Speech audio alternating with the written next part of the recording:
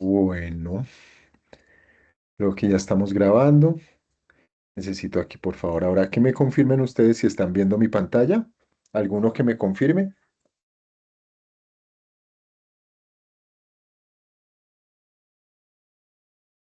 Sí se ve Sí, la señor. pantalla. Vale, perfecto. Listo, muy bien, gracias.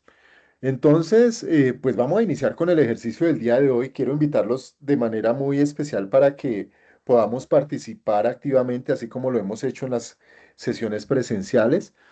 Y poder dialogar alrededor de este tema que nos convoca el día de hoy, que tiene que ver con lo que denominamos matrices de valoración o rúbricas de evaluación, ¿vale? Entonces, en primera instancia, hay que precisar algo en relación con este tipo de ejercicios, y es que, sin lugar a dudas, las matrices de evaluación son instrumentos de evaluación de carácter formativo. ¿Sí? Ese es el primer aspecto importante a tener en cuenta. Cuando hablamos de matrices de valoración o de rúbricas de evaluación, uno de los aspectos fundamentales es tener presente que este tipo de herramientas son instrumentos de evaluación formativa que son, digámoslo, indispensables abordar y desarrollar en el marco de los procesos de evaluación, tanto que nos permiten, digámoslo, dilucidar procesos mucho más objetivos, organizados, bien estructurados, etcétera, etcétera, etcétera. Entonces, desde esa lógica, desde esa perspectiva, eh, nos vamos acá. Hay unas preguntitas que inician o con las que queremos iniciar este ejercicio y son estas, ¿no? Y como para que las miremos, las revisemos y pues dialoguemos alrededor de esas preguntas. Son tres preguntas que nos invitan como a revisar qué es esas situaciones que se presentan en el aula de clase y que muchas veces nos confrontan, ¿no? Una de ellas tiene que ver fundamentalmente con esta, ¿no?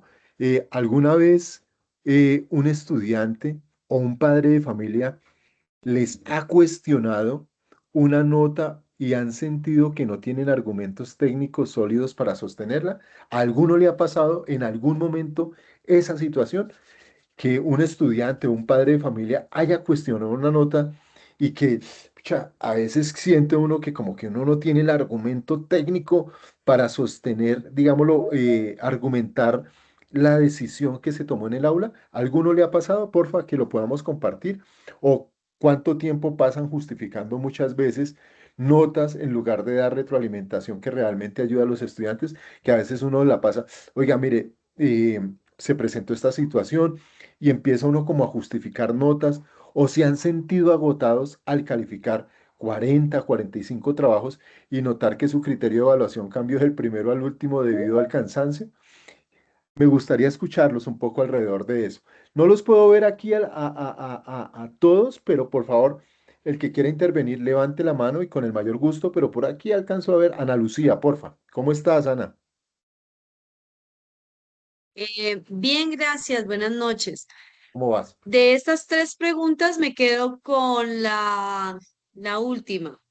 No necesariamente por el tema del cansancio, sino que uno siente que va calificando y de pronto ya no es tan justa con los últimos como fue tan rigurosa con los primeros.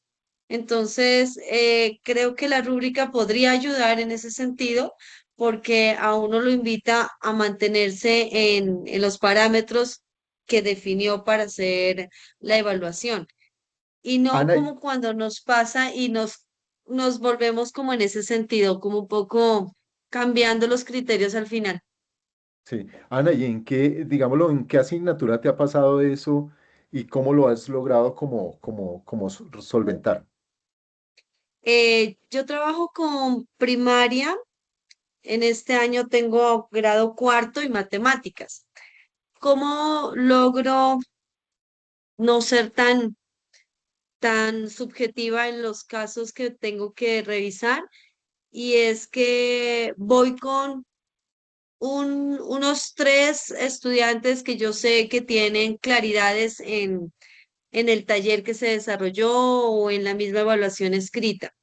Y esos son los que me sirven de guía para no al final como irme suavizando a la hora de asignar la nota. Eso me ha pasado.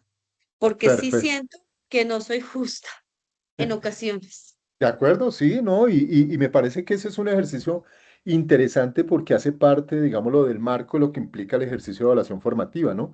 Y la evaluación formativa también transita por la capacidad que debemos tener nosotros, los maestros, educadores, de saber evidentemente cómo lo estamos haciendo y poder valorar evidentemente esas acciones. Y creo que eso es totalmente respetable. A mí me parece que esa es una de las cosas interesantes a tener en cuenta ahí.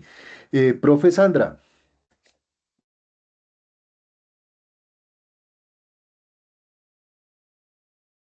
Buenas noches. Hola, mi Eh, profe Sandra, ¿cómo yo está? siento que la dificultad tema más como en algunas asignaturas. Por ejemplo, digamos que las ciencias exactas o cuando es Sí. una evaluación con respuesta cerrada, es mucho más sencillo hacer una valoración.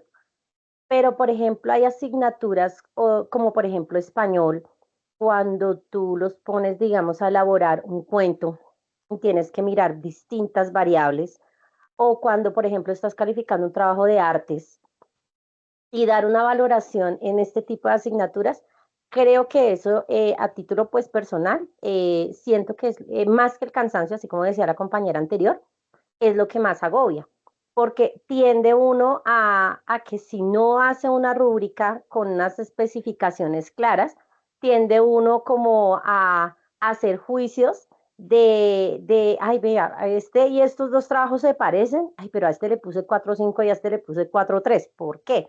Entonces, esa es como una pues de las situaciones que más se me ha presentado a mí en aula. O sea, uno logra identificar ahí también la disonancia, por ejemplo, a veces entre, digámoslo, la estructura de la rúbrica y los criterios de valoración numéricos que uno asigna. Sí, señor, exacto, sí. Además, porque lo que digo, con algunas asignaturas es más complejo, me parece a mí, que hacer ese tipo de especificación con criterios. Es mucho más complejo porque valora uno, digamos, otros aspectos y a veces uno no los tiene en cuenta. Entonces, sí, sí, y hacer esa condensación, por decirlo así, de la parte cualitativa con la cuantitativa es un poco complejo. Vale. Mira que acá hay algo que es importante, digámoslo, como para ir precisando también y que los otros profes vayan pensando en estas tres preguntas que están planteadas ahí, es, digámoslo que sí, evidentemente, la estructura de la rúbrica y el pensarse la rúbrica pasa y transita por la naturaleza de la asignatura, ¿sí? Por la naturaleza de la asignatura, porque sin lugar a dudas uno encuentra asignaturas que tienen mayor, digámoslo, nivel de complejidad que otras, pero aquí viene algo que es importante y es que frente al desarrollo de las tareas y de las actividades que se relacionan, es tal vez el elemento más importante. De ahí que uno digamos, lo tenga que precisar dos aspectos claves y relevantes y son los que tienen que ver básicamente con los medios de recolección de información, ¿sí?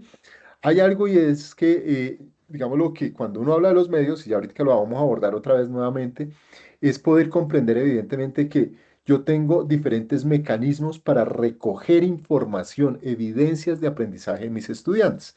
Y uno lo que trata con la evaluación es, digámoslo, buscar de ser lo más justo posible en relación con poder valorar esos aprendizajes, esos avances de los estudiantes en el marco de su proceso evolutivo en el aprendizaje.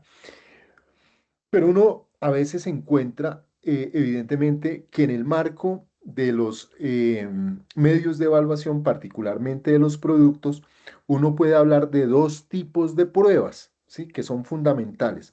Dos tipos de pruebas.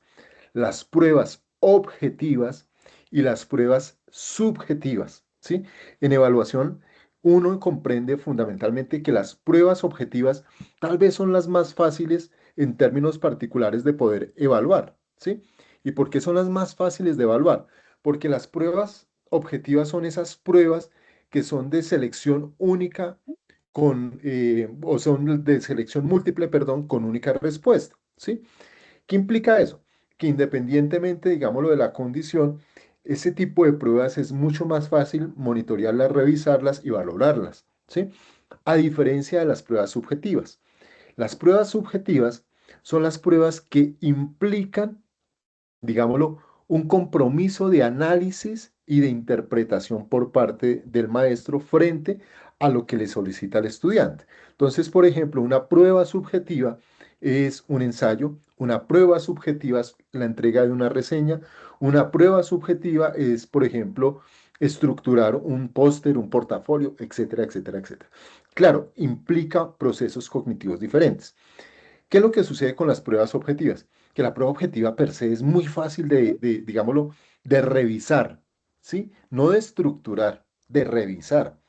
Y de revisar es porque tú simple y llanamente te ciñes a si cumplió o no cumplió en función de la respuesta que se está solicitando. Mientras que las pruebas subjetivas implican, vuelvo y le digo, un proceso de análisis mucho más profundo. Y en esa lógica, generalmente las pruebas subjetivas son las que están articuladas más al diseño de una rúbrica, que la rúbrica le va a permitir particularmente es poder precisar cuáles son los criterios y los niveles de desempeño y sobre los criterios que voy a evaluar el trabajo o la actividad, etcétera, etcétera, etcétera. Entonces, digamos lo que son dos mecanismos diferentes. Cuando uno mira, por ejemplo, áreas como matemáticas, vamos lo que muchas veces en el área de matemáticas es mucho más fácil el desarrollo de la prueba objetiva porque inclusive el maestro le puede pedir la respuesta al estudiante. En otros momentos, digamos lo que ya puede estar relacionada con el procedimiento. Entonces ahí es donde uno puede entrar a diseñar una rúbrica que le defina diferentes momentos, digámoslo, de la operación matemática que el estudiante va a desarrollar. Perfecto. ¿Sí? Pero en otros casos, la prueba objetiva es ahí, precisa. Se pide, se da la pregunta, se pide la respuesta correcta. ¿Sí? Y esa es la gran diferencia, digámoslo, dentro de esos dos escenarios y frente a lo que implica este tipo de pruebas. Y es muy interesante lo que planteas ahí, Sandra, en relación con eso. ¿Alguien más en relación con estas preguntas? Y que son preguntas interesantes que lo invitan a uno como a confrontarse de verdad con lo que sucede muchas veces en el aula de clase, ¿no? Y hoy por hoy yo creo que todavía o es más compleja la situación, ¿no? Porque una de las particularidades es que sin lugar a dudas, digámoslo, así como ustedes están recibiendo esta formación en herramientas para la evaluación formativa, yo lo he manifestado, siempre lo digo en diferentes escenarios cuando tengo la oportunidad de hablar de evaluación de los aprendizajes, es que sin lugar a dudas uno de los, o más bien los padres de familia deberían recibir formación alrededor de la evaluación de los aprendizajes para que conozcan que la importancia de lo que implica valorar los aprendizajes de los estudiantes, porque no solamente es ir a pedir cuentas de cómo va mi hijo, indíqueme si le fue bien, si le fue mal, ¿no? Sino es poder comprender la lógica que hay alrededor del proceso de evaluación, porque la lógica del proceso de evaluación es una y en esa perspectiva, digámoslo, uno tiene que trabajar y comprender. Ustedes hacían un ejercicio interesante, bueno, algunos con el profesor Olbers el día sábado, y es casi, digámoslo, una ruta del proceso de evaluación que implica un ejercicio de planeación profunda. Es que evaluar no es sencillo, ¿sí? Y nos lo vendieron en algún momento como es, digámoslo, el cierre del proceso formativo, de una temática, etcétera, etcétera. Y no, la cuestión no es así, eso implica un proceso de reflexión mucho más estructurado y profundo, ¿vale? No sé si hay alguien más, porfa, que quiera aportar en relación con alguna de estas tres preguntas o que haya algo adicional a estas preguntas que están planteadas acá que quisiera aportar. Mister, yo Dale. quisiera agregar, yo quisiera agregar a veces cuando nos encontramos en las comisiones de evaluación. Ok, En las excelente. comisiones de evaluación, cuando vamos al ejercicio del diálogo entre colegas, sucede que mm, hay, hay personas que hacen el comentario como, ¿y este chico pasó contigo? O, ¿y por qué él no pasó contigo? Una cosa así que lo lleva a cuestionar el ejercicio que uno esté haciendo. Y claro, ese cuestionamiento puede ser personal y uno viene y se evalúa nuevamente, lo hice bien, no lo hice bien, cómo fue mi proceso, y trata de justificar las razones de alguna manera con argumentos técnicos, incluso con los mismos colegas. Pero si bien es cierto, no todos tienen las mismas habilidades y tal vez tampoco los mismos intereses, ¿cierto? De acuerdo, de acuerdo. Y yo comparto eso plenamente contigo, Ana Lucía, y lo digo desde mi propia experiencia, porque tuve la oportunidad ya hace varios años de, de haber sido rector de colegio privado, colegio de concesión y colegio oficial inclusive.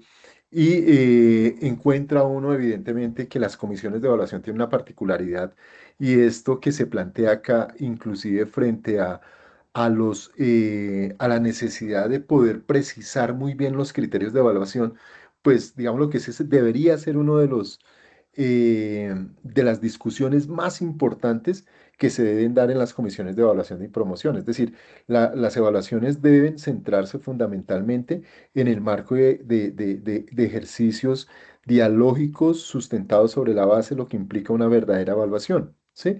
Pero muchas veces llegamos con la mirada más no desde la evaluación formal, sino desde la evaluación informal, desde lo que yo considero es, puede ser, etcétera, etcétera, y evidentemente la cuestión no funciona desde esa perspectiva, ¿sí? Digámoslo, ahí pierde un poco la rigurosidad, lo que debería ser una comisión de evaluación, que es la que se debe centrar verdaderamente en analizar los procesos de evaluación que se llevan a cabo con los estudiantes, con criterios claros, con instrumentos claros, con actividades de evaluación claras, ¿cierto? Porque eso es parte del ejercicio de evaluación. Cuando uno mira en términos fundamentales algo que el Joint Committee en Estados Unidos, que es el Comité de Estándares de Evaluación, que es el que termina dando lineamientos, digámoslo, no solamente para Estados Unidos, pero sino para la OCDE y así a nivel mundial, hay algo que llama mucho la atención, es cómo en términos particulares, dentro de los normas de utilidad de la evaluación,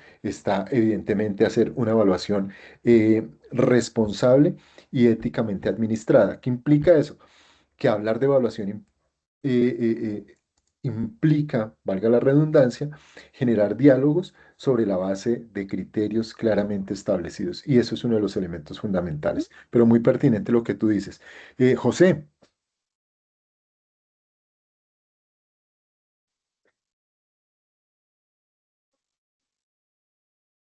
Ah, perdón, qué pena, tenía problemas con el micrófono. ¿Ahí me escuchas, no te maestro? Qué pena. preocupes. Perfecto, José, dale. Listo, no, cordial saludo para todos y todas. Muy de acuerdo con lo que menciona Ana Lucía, sobre todo en el elemento que concierne a los intereses y los énfasis que también tienen los estudiantes. Digamos que muchas veces esas evaluaciones que tienden a homogeneizar, pues también terminan coartando un poco esa posibilidad de explorar nuevos mecanismos de evaluación. Entonces, siento que en gran medida muchas veces el desgaste se genera porque no tenemos en cuenta la otredad, no tenemos en cuenta la De cantidad de acuerdo. ajustes razonables que se hacen en los grupos, las capacidades, las actitudes y las habilidades desiguales que se generan dentro de los grupos. Eso claramente nos invita a que si bien, y ahí yo siempre he planteado que existe una tensión en cuanto a las pruebas estandarizadas, que si bien son necesarias y podemos ampliar en esa discusión, acá lo clave es también cómo nosotros logramos potenciar las habilidades que se requieren para poder enfrentar este tipo de pruebas. Y muchas veces esas habilidades las podemos potenciar justamente desde las oportunidades que el mismo grupo nos da y estoy muy bien enfocado en los temas de los ajustes razonables, porque sin duda esos ajustes también permiten tener un variopinto y una cantidad de posibilidades a la hora de poder ejecutar ciertos elementos evaluativos y formativos dentro del aula. De acuerdo, José. Mira, hay algo que es importante precisar ahí y es, inclusive, yo he tenido la oportunidad de hacer este tipo de ejercicios con instituciones de educación superior y hubo algo que me llamó la atención mucho en algún momento, ¿sí? Y lo coloco de ejemplo básicamente como para poder contextualizar que evidentemente todo no es susceptible de ser evaluado a través de pruebas objetivas, ¿sí? Es decir, la prueba objetiva es importante, es interesante, hay que saberla, digámoslo, aprovechar, hacer un uso adecuado de este tipo de pruebas, porque sin lugar a dudas, digámoslo, que al finalizar de, digámoslo, de la trayectoria educativa del estudiante, ya bien sea al finalizar su educación básica y media, al culminar su educación superior o ya bien sea técnica o tecnóloga, hay algo que uno siempre va a aparecer ahí y es la prueba estandarizada externa como un indicador de calidad, como un indicador de calidad, no como la calidad total, como un indicador que eso es un elemento importante a tener en cuenta. Pero ¿qué implica? Que muchas veces hay una preocupación por querer abordar este tipo de evaluaciones como un ejercicio permanente frente a los resultados que tanto nos exigen a nivel institucional. Y uno dice, mire, lo peor que uno puede dedicarse es a entrenar. No, hay que familiarizar al estudiante, ¿sí? En función de la prueba. Y ese es un aspecto clave, pero no todo es susceptible de ser evaluado, ¿sí? A través de pruebas objetivas. Y lo decía, por ejemplo, porque un grupo de estudiantes de medicina de una universidad que acompaño, eh, ellos tienen pruebas objetivas, digámoslo, durante el desarrollo de su formación de pregrado y son pruebas intermedias, ¿no? Entonces le dan mucha prelación a eso y en algún momento me llamaron y me dijeron, bueno, ¿qué hacemos? Nosotros estamos dándole prelación a esto en función de lo que son los resultados de las pruebas ABEPRO, etcétera, etcétera. Yo les decía, mire, aquí lo importante es poder, evidentemente, hacer un ejercicio de evaluación, de monitoreo de los aprendizajes, pero también atendiendo a las particularidades y naturaleza del programa y de la carrera. Entonces, casi que llegábamos a la conclusión que habían diferentes estrategias de evaluación, pero que uno de los elementos más importantes para poder hacer monitoreo de esos aprendizajes era tener unas muy buenas rúbricas de evaluación que permitieran ver al estudiante, digámoslo, en, en actuación frente a, digámoslo, la relación con un paciente, frente a una actividad particular. Entonces, poder monitorear muy bien, de manera muy detallada, cómo lo está haciendo el estudiante, ¿sí? Porque una cosa en términos particulares es, mire, usted está haciendo esto y le pone uno el caso y evidentemente lo puede resolver, pero el médico en campo, en el consultorio, para ser mucho más preciso, pues requiere de otras habilidades que son necesariamente eh, verificables a través de otros instrumentos. Entonces, por eso lo que plantean ustedes me parece, digámoslo, muy, muy, muy, muy interesante, en tanto que, digámoslo, ahí cobra vigencia este tipo de instrumentos y de herramientas, ¿sí? Acá hay algo que es clave y es que, sin lugar a dudas, las rúbricas tienen una particularidad y es eso, la rúbrica puede evaluar cualquier actividad desde preescolar hasta nivel de doctorado, ¿sí? Esa es una de las grandes ventajas, pero es una de las grandes ventajas si la rúbrica está bien estructurada y se sabe diseñar. Pero bueno, vamos a mirar aquí algo en términos particulares y vamos a recordar un poco como algunos elementos como para poder comprender la relevancia evidentemente de la rúbrica de evaluación, ¿sí? Entonces, cuando uno mira, fundamentalmente, yo siempre he dicho, hay una lógica en el proceso de evaluación y yo sigo insistiendo con esto. Evaluar, profes, y me lo han escuchado, evaluar es comparar. ¿Y uno qué compara? Evidentemente, unos contenidos, unos constructos, unas actividades que yo he desarrollado, recojo información y lo comparo a través de unos instrumentos o criterios de evaluación. Por eso cuando uno empieza a mirar acá en términos fundamentales, la lógica de evaluación pues responde fundamentalmente, definamos muy bien el constructo, es decir, ¿qué se va a evaluar? ¿Qué me interesa evaluar? Ese es el aspecto clave y fundamental del ejercicio, ¿sí? ¿Implica un proceso de evaluación? Pues por supuesto que implica un proceso de planeación del ejercicio. Entonces, definir el constructo es tener claridad sobre qué es lo que quiero evaluar. Y definir el constructo es reconocer evidentemente, es una competencia, es un contenido, ¿cierto? ¿Qué es lo que quiero evaluar en términos particulares? Eso es fundamental. Dos, definir el medio de evaluación. Y definir el medio de evaluación, palabras más, palabras menos, sigo insistiendo, es el mecanismo de recolección de información que yo voy a utilizar. Y hay diferentes mecanismos de recolección de información. En últimas, la evaluación que es recoger datos para saber qué y cuánto están aprendiendo nuestros estudiantes. Y ese recoger datos, pues yo lo puedo hacer a través de un producto o de actuaciones. Eso es un elemento importante a tener en cuenta. El producto es eso que el estudiante me entrega y la actuación es lo que el estudiante hace para demostrar en términos particulares una acción concreta derivada de una tarea que se ha asignado. Pero ahí no termina digámoslo, la evaluación. Y muchas veces hemos creído que la evaluación culmina evidentemente con ese elemento ahí del entregable, ¿no? El entregable es parte, digámoslo, del ejercicio de trabajo de campo que uno hace para recoger información. Pero va uno al tercer momento en ese marco de la lógica de investigación, de evaluación, y es determinar los instrumentos y criterios de evaluación, ¿cierto? Entonces, voy a utilizar una lista, una matriz de valoración, perfecto. Es una lista de control, perfecto. Es una lista de chequeo, perfecto. Es una rúbrica holística, perfecto. Es una rúbrica analítica, perfecto.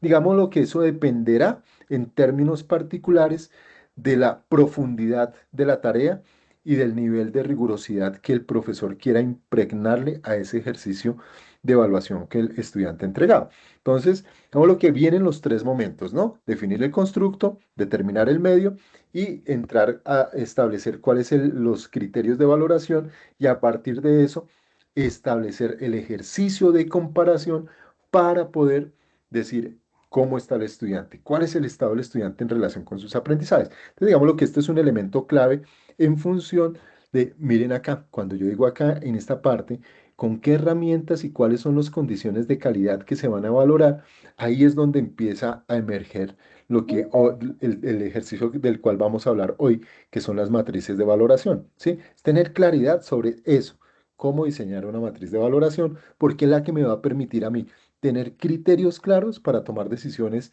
digamos, lo más justas posibles en el contexto de aula.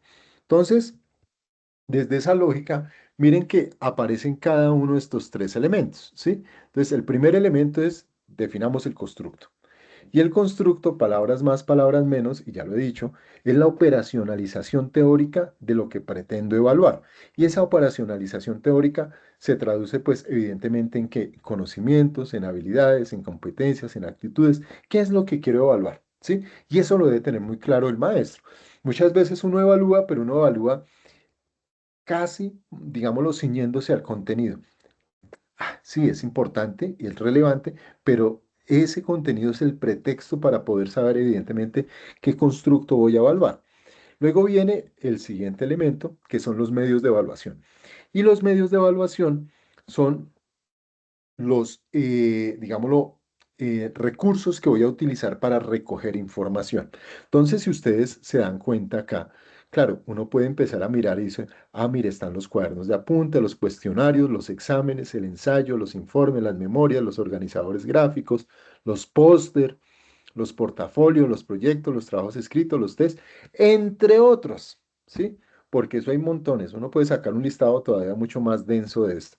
Y las actuaciones, pues están relacionadas con las defensas, los debates, las discusiones, las exposiciones, las entrevistas, las mesas redondas, ponencias y socializaciones. Muchas veces nosotros en términos particulares combinamos este tipo de, digámoslo, de medios de evaluación. No solamente entregue, sino defienda. No solamente entregue, sino debata. No solamente entregue, sino haga una exposición. Digámoslo que, y es válido, es totalmente válido, de acuerdo con las particularidades de qué, de esto anterior. Es decir, el constructo es el que me va a determinar a mí, en términos fundamentales, qué medios de evaluación voy a utilizar para que el estudiante dé cuenta de ese ejercicio, ¿sí? De esa tarea, de esa actividad. Ese es un aspecto fundamental a tener en cuenta. Siempre esos elementos son determinantes ahí. Y es lo que uno debe tener en la planeación. Pero miren que hay algo que uno lo ve hasta en educación superior. Eso es en todos los niveles y más en educación superior que en educación básica y media, porque yo siento que ahí en educación básica y media y en preescolar, hay una concepción, digámoslo, muy fuerte de lo que implica evaluar, ¿sí? Hay una concepción, digámoslo, clara de lo que implica evaluar y es mucho más fácil, digámoslo, transitar por ese escenario frente al ejercicio de ir perfeccionando todo esto digámoslo, la conceptualización alrededor de la evaluación. en función de poder establecer, bueno, cómo abordamos un muy buen o una muy buena evaluación, ¿sí? A diferencia en educación superior sacan una cantidad de productos y actuaciones y muchas veces no saben qué es, digámoslo, lo más útil para una determinada actividad frente a lo que quiero pedir. Entonces, esto es como para que lo tengamos en cuenta. Y el tercer elemento es este, ¿sí?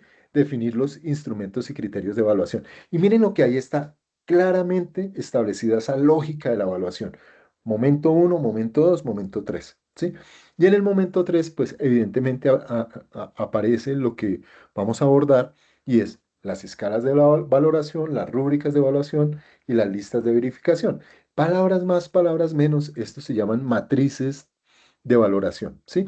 Y la matriz de valoración le permite a uno de verdad poder precisar un muy buen ejercicio y tratar de ser lo más objetivo posible, ¿sí? ¿Y por qué digo tratar de ser lo más objetivo posible? Porque cuando uno empieza cuando uno diseña una rúbrica, las rúbricas hay que calibrarlas y calibrarlas pues se van ajustando fundamentalmente, digámoslo, en la aplicación de la misma. Y muchas veces en el marco de la aplicación de este tipo de matrices de valoración, que uno quiere ajustar atributos, criterios, descriptores, niveles de desempeño, pues uno empieza básicamente a pilotear esas rúbricas en unos primeros momentos y ya luego las va uno perfeccionando, ¿sí? Y eso es importante. Uno puede tener perfectamente su banco de rúbricas, de matrices, y las puede utilizar en el momento que considere pertinente frente a la actividad que considere válida, ¿sí? Muchas veces, y eso es un error común también que uno logra evidenciar, es que yo puedo pedir un ensayo, pero no todas las rúbricas que existen para evaluar ensayos, pues va a dar cuenta del ensayo que yo he solicitado porque mi ensayo tiene unas características particulares, ¿sí? Y ahí veces cometemos, digámoslo, esas imprecisiones que generan, digámoslo, más que un nivel de, de precisión del instrumento, lo que generamos es ruidos frente al proceso de evaluación. Entonces hay que tener, digámoslo, ahí como cuidado. Hasta este momento acá, con estos tres aspectos fundamentales frente a lo que implica la lógica de evaluación, ¿hay alguna pregunta, duda, inquietud o precisión que se quiera hacer?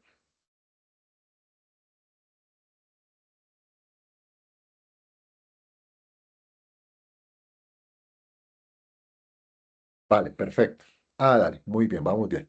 Entonces, acá cuando uno empieza a mirar, digámoslo, cuando uno ya tiene definido esos tres momentos, aparece lo que nosotros denominamos la importancia del diseño de la evaluación, ¿sí? Y la importancia del diseño de la evaluación, pues básicamente nos invita a reflexionar sobre varios aspectos. Uno, ¿qué se va a evaluar? ¿Sí? Y mire que está muy relacionado con lo que acabamos de plantear de los tres momentos de la lógica de la evaluación. ¿Qué se va a evaluar?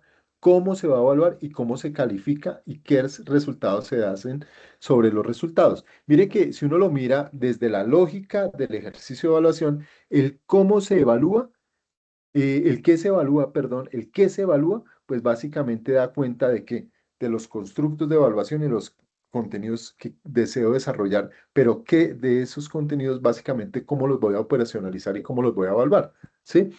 Dos, ¿cómo se va a evaluar? Entonces, el cómo se va a evaluar es defina, palabras más, palabras menos, el medio de recolección de información, los tiempos, momentos, etcétera, etcétera, etcétera. Y el tercer momento es cómo se califica. Sí, el cómo se califica, pues básicamente es defina los criterios, maestro. Sí, y definir los criterios es tener claramente establecido eso, la actividad que voy a desarrollar y frente a esa actividad poder determinar los atributos, descriptores, ponderaciones, etcétera, para poder hacer un ejercicio de evaluación muy robusto. Y el otro elemento es qué se hace con los resultados. Y mire que qué se hace con los resultados, pues es lo que implica fundamentalmente saber hacer un ejercicio de retroalimentación efectiva. ¿Sí? Es decir, hacer retroalimentación efectiva implica saber hacer el uso más adecuado en términos fundamentales de lo que implica el proceso de evaluación. El feedback es de los elementos más relevantes e interesantes a tener en cuenta ahí. Ahora, en algún momento también, y lo recojo acá, porque es que para hablar de rúbricas necesitamos nuevamente como retomar algunos elementos. 6 pasos a tener en cuenta para el momento de un ejercicio de evaluación, ¿sí? Cuando yo diseño una prueba de evaluación, pues generalmente yo pienso en 6 pasos que son fundamentales. Un primer paso es, oiga, conocer el contexto, es decir, en qué nivel, grado o curso voy a utilizar la evaluación, ¿sí? Y es algo determinante, y lo hemos dicho en todos los escenarios. No es lo mismo em, evaluar un curso de unas condiciones específicas a otro curso, tal vez con las mismas características, pero con variables distintas. Y ahí cambian, digámoslo, las situaciones. ¿Qué características tienen los estudiantes? ¿Sí? Y eso es un aspecto importante a tener en cuenta también. Y es que esas características van a determinar fundamentalmente el tipo de evaluación que yo voy a desarrollar. Especificar siempre el propósito de evaluación. Ustedes lo hicieron el sábado, ¿sí? Lo hicieron el sábado los que estuvieron con el profesor Olbers y es casi un paso a paso ahí. Cuando yo especifico el propósito de evaluaciones, ¿por qué quiero evaluar? ¿Cuál es el propósito de esa evaluación? ¿Para qué quiero evaluar? Ah, ¿es una evaluación diagnóstica? ¿Es una evaluación sumativa? ¿Es una evaluación formativa? ¿Qué tipo de evaluación quiero desarrollar? ¿Sí? 3. Definir y describir el constructo de evaluación. Y miren cómo vuelve a aparecer el constructo acá. Y definir el constructo es, oiga, qué contenido voy a evaluar, ¿cierto? A partir de ese contenido, ¿qué nivel de conocimiento voy a evaluar? Y recuerden muy bien que lo habíamos dicho en algún momento, cuando hablamos de nivel de conocimiento, es poder atender fundamentalmente a si es que yo quiero evaluar conocimiento, si yo quiero evaluar comprensión, si yo quiero evaluar aplicación, si yo quiero evaluar análisis, si yo quiero evaluar la capacidad de síntesis o la capacidad de creación. Bueno, todos esos elementos que uno tiene presente al momento de diseñar una evaluación. Y uno dice, Dios mío, cuando yo diseñaba una evaluación o cuando formulaba una evaluación, pues generalmente uno lo hace lleno de buenas intenciones, pero uno no, a veces no sigue, digámoslo, estos elementos que le permiten garantizar el mayor nivel de coherencia interna en el marco del proceso de evaluación. Y eso es un aspecto fundamental a tener en cuenta. Luego aparece acá el constructo de evaluar, ¿cierto? Y luego, en el cuarto momento, seleccionar la actividad de evaluación, ¿sí? Definir un poco qué tipo de actividad voy a abordar y qué tipo de formato. Y el formato también termina siendo, digámoslo, determinante en el marco del ejercicio de evaluación. Y cuando decimos el tipo de actividad y el tipo de formato, nos estamos refiriendo a eso que en algún momento denominamos medios de evaluación. Es decir, ¿cómo voy a recoger la información? ¿Es una actividad individual? ¿Es una actividad grupal? ¿Voy a utilizar un producto? ¿Voy a utilizar una actuación? ¿Voy a utilizar ambas? ¿Qué es lo que voy a hacer? Y eso es importante tenerlo en cuenta, pero también es importante, digámoslo, eh, lograrlo definir atendiendo a que la evaluación sea lo más auténtica posible en el marco del proceso de formación de los estudiantes. ¿Qué quiere decir cuando yo digo lo más auténtica posible? Es decir, que la evaluación le permita al estudiante hacer con el conocimiento, manipular el conocimiento lo más próximo a lo que podría ser en el contexto, digámoslo, real, que eso es una de las cosas interesantes a tener en cuenta ahí. Y luego aparece aquí alinear la evaluación y por último definir el procedimiento y la forma de calificar. Y miren que ahí están los 3 momentos que yo les hablaba de la lógica de la evaluación. Es decir, madre, si uno no planea la evaluación, termina siendo muy complicado porque la evaluación posiblemente no te va a arrojar los resultados que tú esperas te den para mejorar, pues para poder, digámoslo, monitorear de la mejor manera los aprendizajes que se están derivando de la actividad de clase. Entonces, alinear la evaluación, que sería el quinto, está alineada con el propósito, ¿sí? Está alineada la actividad con el constructo. Mire que todo eso tiene una intencionalidad y eso no es gratuito, ¿sí? ¿Qué competencia del programa estoy evaluando? ¿O qué resultado de aprendizaje o qué aprendizaje estoy evaluando? Por último, definir el procedimiento y forma de calificar. ¿Qué instrucciones y qué tiempo voy a dar? ¿Es individual, es grupal? cómo califico, qué criterios uso y qué hago con los resultados. Mire que ahí termina siendo eso, digámoslo, elemental para poderse pensar uno, evidentemente, en un ejercicio de rúbricas de evaluación. Entonces, claro, cuando yo ya miro todo este recorrido, estos 6 pasos: conocer el contexto, especificar el propósito, definir y describir el constructo, seleccionar la actividad, definir, alinear la evaluación y definir el procedimiento y forma de calificar, pues evidentemente ahí está la lógica del proceso de evaluación, ¿vale? Entonces nos vamos a centrar particularmente acá. Entonces, en la forma y de definir, pues básicamente los criterios de evaluación, ¿cierto? Los elementos que me van a permitir a mí poder hacer la comparación con la información que he recogido. Y a eso, en términos particulares, pues lo que vamos a denominar acá como rúbricas de evaluación, ¿sí? Entonces, esas rúbricas de evaluación, pues terminan siendo, digámoslo, una estrategia interesante a tener en cuenta. Hoy se los comento como grandes rasgos. Las acreditadoras internacionales, básicamente en educación superior, uno de los aspectos clave que tienen, digámoslo, para acreditar un programa es que se estén utilizando rúbricas de evaluación que permiten en términos particulares, digámoslo, consolidar criterios de evaluación entre los diferentes profesores que orientan una misma asignatura, ¿vale? Por acá hay alguien que está levantando la mano. Luis Fernando, dale. No, no, no, no, tranquilo, contigo, pero fue sin intención. Ah, dale, no, no, no hay problema, no hay problema, tranquilo. Entonces, claro, cuando uno empieza a mirar ahí en términos fundamentales, bueno, lo que esa es la gran ventaja, es decir, 3 o 4 maestros que compartimos una misma asignatura en un mismo grado, pues eso nos permite a nosotros unificar criterios de evaluación y tener claro, evidentemente, cómo vamos a evaluar. Entonces, desde esa perspectiva, uno empieza a mirar acá qué implica en términos fundamentales una rúbrica de evaluación. Y miren que todo esto que estoy abordando acá, hoy por hoy está transitando mucho hacia el escenario, digámoslo, del uso de inteligencias artificiales para el diseño de rúbricas. Pero, insisto en algo, y ahorita que he estado revisando como unas rúbricas que desarrollamos el día sábado, hay algo que uno empieza a encontrar, evidentemente, y es como la necesidad de seguir precisando el prompt alrededor de lo que yo quiero pedirle a la inteligencia artificial frente al diseño de una rúbrica. Y de ahí que fundamentalmente encuentre uno que es importante, digámoslo, tener claros esos conceptos para poder yo dar una instrucción precisa. Entonces, cuando uno mira acá, miren, ¿qué es una rúbrica? ¿Sí? Y una rúbrica, pues, es un esquema, ¿sí? O son esquemas descriptivos de calificación. Mire cómo lo plantea. Esquemas descriptivos de calificación, ¿sí? Desarrollados por profesores y evaluadores para orientar el análisis de productos o desempeños de los estudiantes. Entonces, ese es un aspecto importante, digamos, lo que es una definición muy interesante que nos permite a nosotros, en términos particulares, tener claridad de la enorme ventaja que tienen las rúbricas de evaluación en los contextos de aula. Ahora, cuando uno mira todo lo que tiene que ver con rúbricas de evaluación, ¿sí?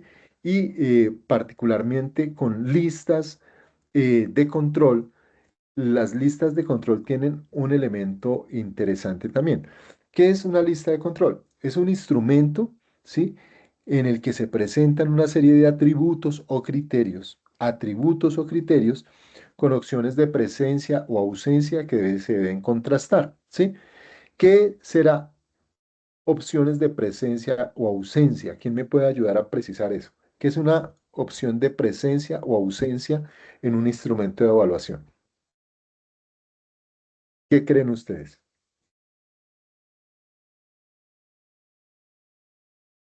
¿Qué será una opción de presencia o ausencia en un instrumento? Dale, Diego. Gracias.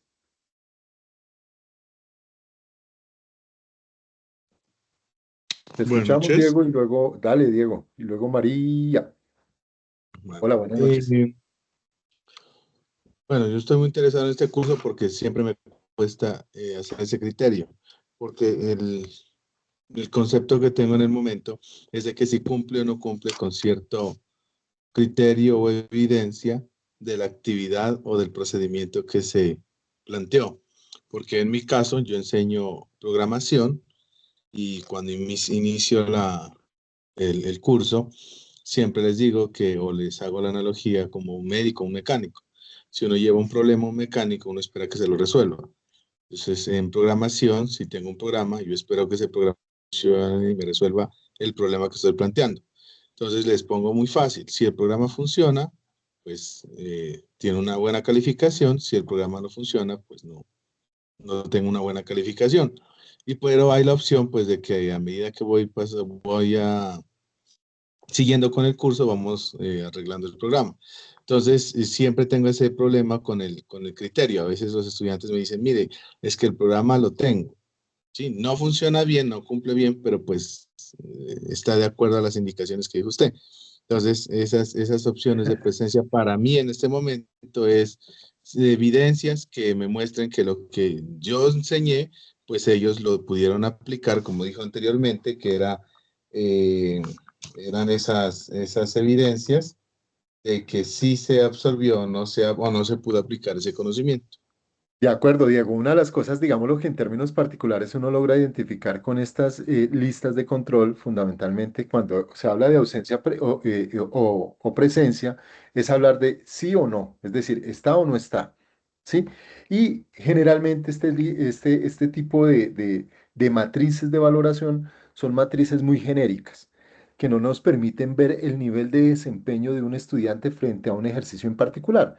Casi que uno podría decir que estas matrices de ausencia o presencia son matrices demasiado tan objetivas que simple y llanamente le dicen a uno si cumplió o no cumplió, ¿sí? Pero no le permite a uno ver en detalle el proceso como si se lo deja evidenciar en términos particulares otro tipo de matrices como las matrices analíticas, que son mucho más de carácter descriptivo. Estas son mucho más generales y tal vez ahí, digámoslo, por eso es que se te pueda estar presentando a veces, digámoslo, esa dificultad al momento de la valoración, porque lo que habría que buscar es poder ampliar, evidentemente, los criterios o niveles de desempeño para hacer el ejercicio mucho más robusto en términos de lo que se pretende evaluar. Pero muchas gracias por ese aporte. María Elizabeth. Listo, profe, buenas noches. Hola, buenas noches.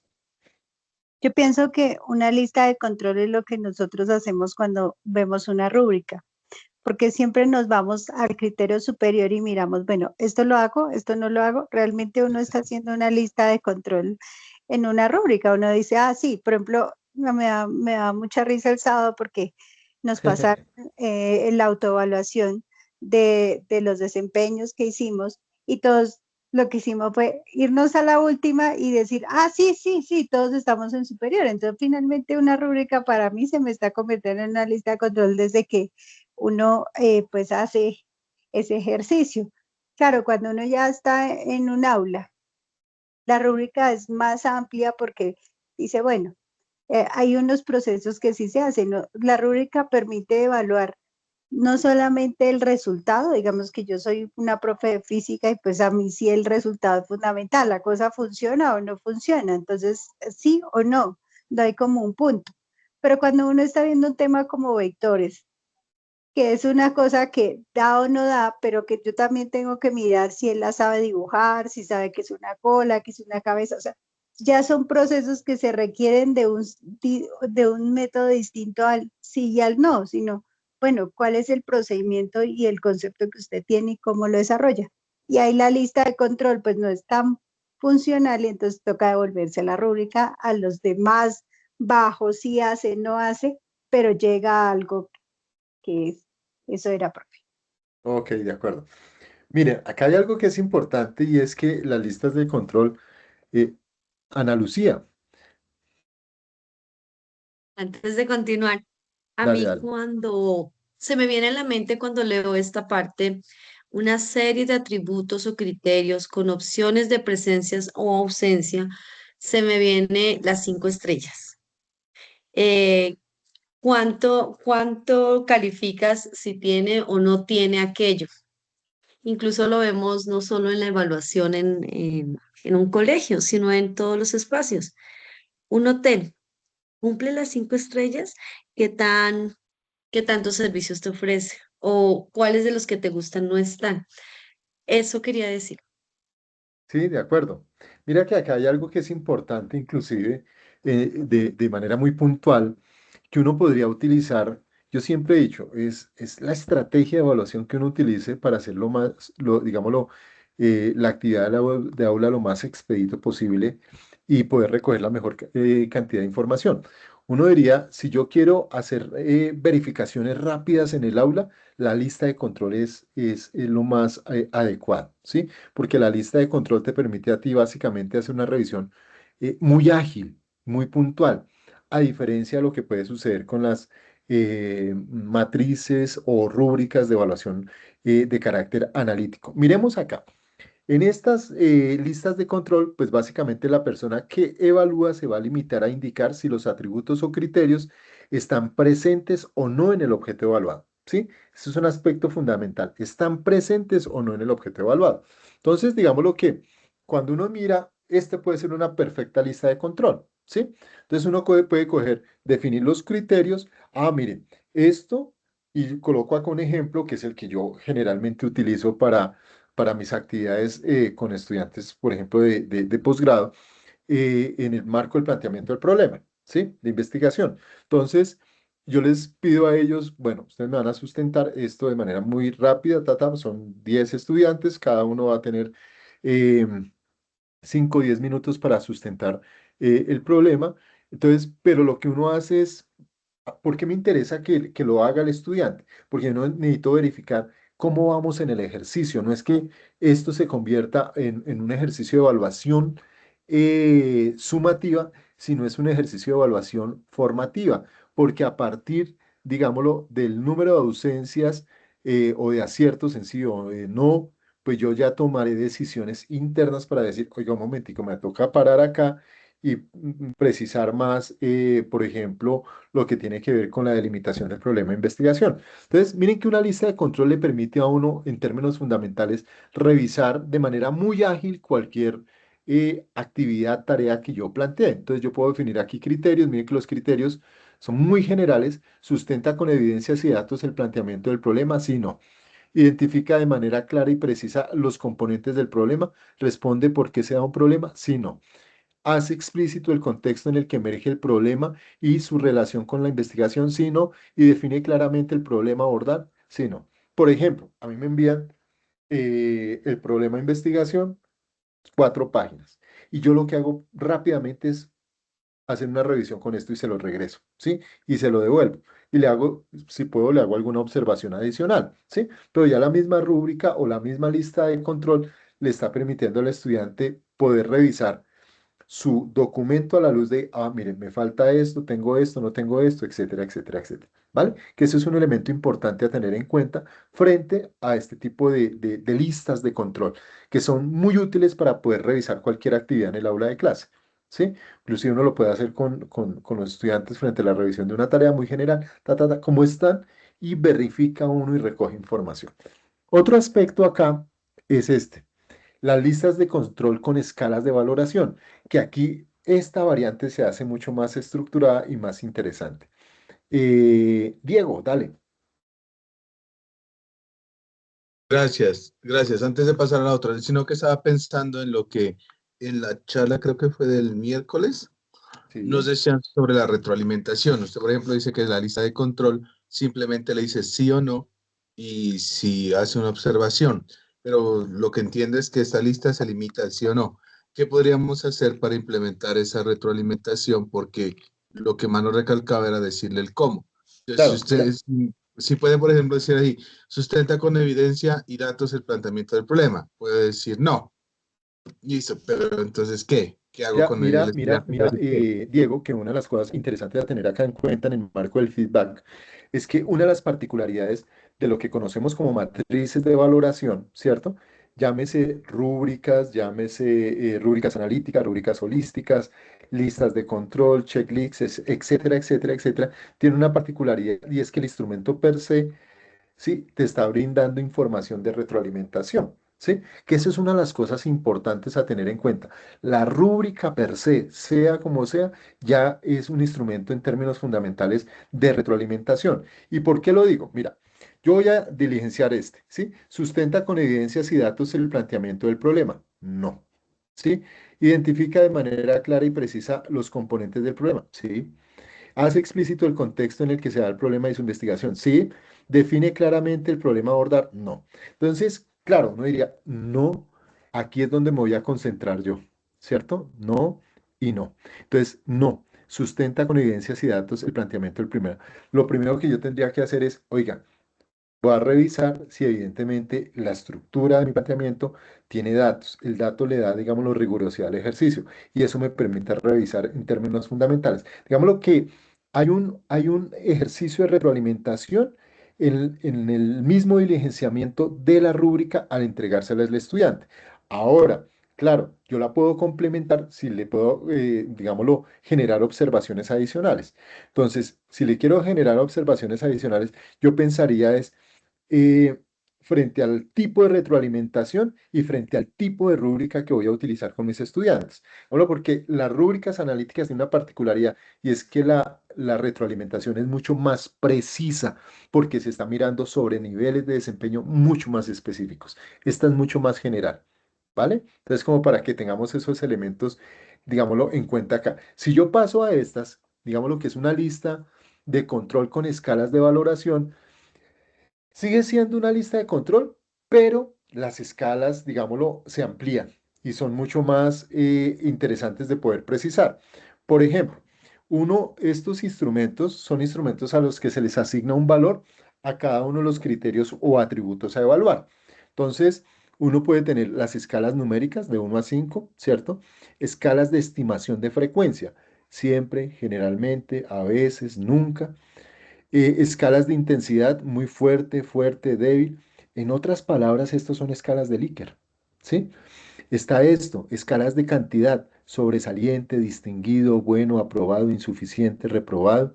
Escalas de calidad, excelente, muy bueno, bueno, regular, insuficiente. Escalas de completitud, completo, casi completo, parcialmente completo, incompleto. Y uno puede sacar, digámoslo, diversidad de tipo de escalas que eso sí, digámoslo, en la red puede encontrar uno. Pero ¿qué tiene que hacer uno? Que la escala coincida con el descriptor que quiero evaluar. ¿Vale? Que ese es un aspecto importante a tener en cuenta ahí. Entonces, si uno mira esto, digámoslo que son variaciones a esa lista de control de ausencia o presencia. Aquí ya la ausencia o presencia, digámoslo, se amplía porque se distribuye en un ejercicio de escalas de valoración. Entonces, cuando uno empieza a mirar esto, claro, tú empiezas a identificar acá, por ejemplo, esta lista de control con escala numérica. Y vamos a coger el mismo ejemplo de la escala inicial de ausencia o presencia. Entonces ya tú dices, sustenta con evidencias y datos el planteamiento del problema. 4. Entonces, tú, claro, eso ya lo invita a uno a reflexionar, evidentemente, qué implica el 4, qué implica un 3, qué implica un 2. Identifica de manera clara, entonces ya uno puede ubicar acá y esto le da una ponderación que le puede establecer al estudiante. Ya, esto, miren, así de claro, a veces uno puede tener en la ausencia o presencia, como lo decía la profesora, o está o no está, ¿sí? Y es muy limitado. Uno puede aquí ya decirle, oiga, sí tiene algunas, pero es necesario perfeccionar, ¿sí? Entonces, digamos que la observación puede ir acompañando el ejercicio. Entonces, uno lo que tendría que ver es cuál de las listas digamos, no de la lista de control, sino de las escalas, termina siendo más útil para este tipo de actividades. Miren aquí la otra, por ejemplo, ¿sí? Lista de control con escala de estimación. Entonces, sustenta con evidencias y datos el planteamiento del problema, siempre, generalmente, a veces, nunca. ¿Sí? Y lo mismo esto, trata. Entonces, si uno lo mira acá, uno diría, esto hay que saber básicamente en qué momento aplicarlo y desarrollarlo y tener en cuenta si evidentemente la escala de valoración es consecuente con los criterios. ¿Sí? Pero es muy interesante porque digamos lo que amplía el espectro de evaluación, sigue siendo lista de verificación porque es muy ágil digámoslo, maniobrar, de manipular y eso hace que, digámoslo, tengamos información de manera muy rápida. Aparece esta otra escala, ¿sí? Lista de control con escala de intensidad. Entonces, miren acá, sustenta con evidencias y datos el planteamiento del problema, muy fuerte, fuerte, débil y muy débil. ¿Qué pensarían ustedes de esa escala de intensidad en relación con esos criterios? Si guarda relación, no guarda relación, eh, se necesita mayor nivel de claridad, mayor nivel de precisión. ¿Qué piensan ustedes?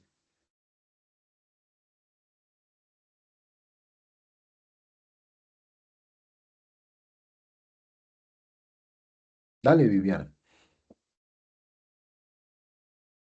Hola, profe. Sí, pues pienso que tendría que de alguna manera como delimitar el tema de las evidencias para decir qué tan fuerte es eso de sustenta con evidencias y de datos, porque pues yo puedo poner una evidencia y puedo decir, no, es que la evidencia fue basada en un estudio de 1000 personas, pero eso no quiere decir que esas sean las únicas evidencias que a mí me sirvan para, sino que tal vez yo tendría que colocarle al estudiante o decirle muy claramente cuál es el límite que se considera muy fuerte. Entonces, por ejemplo, muy fuerte, entonces no sé, de 10 a 20 artículos de investigación, por ejemplo. Sí, no De sé, se acuerdo, me ocurre porque de es que ese acuerdo. muy fuerte es como, no sé.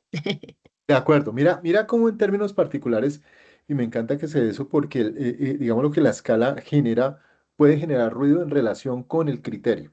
Entonces, de ahí lo que yo les decía un poco es cómo buscar en términos fundamentales que frente al criterio o frente al conjunto de criterios que yo voy a plantear, digámoslo, la escala sea lo más consistente posible para poder, digámoslo, generar un ejercicio, digámoslo, de recolección de información mucho más precisa. Miren acá esta otra, ¿sí?